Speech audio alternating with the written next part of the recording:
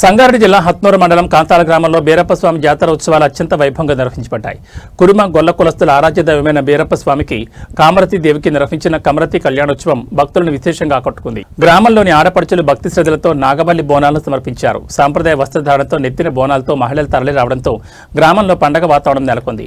స్థానిక హనుమాన్ మందిరం మరియు దుర్గమ్మ గుడి వద్ద కళాకారులు చెప్పిన నాగవల్లి బొగ్గు కథ భక్తులను మంత్రముగ్ధులను చేసింది. బీరప్ప స్వామి మహిమలను వివరిస్తూ సాగిన ఈ కథా పారాయణాన్ని గ్రామ ప్రజలు ఎంతో వినయంగా శ్రద్ధగా ఆలకించారు. ఈ కార్యక్రమంలో కురుమ గొల్ల సంఘాల సభ్యులు, గ్రామ పెద్దలు, మహిళలు మరియు యువకులు భారీ సంఖ్యలో పాల్గొన్నారు. స్వామివారికి ప్రత్యేక పూజలు నిర్వహించి మొక్కులు తీర్చుకున్నారు. జాతర సందర్భంగా గ్రామంలో ఎటు చూసినా జై బీరప్ప నామస్మరణ మారుమోగింది.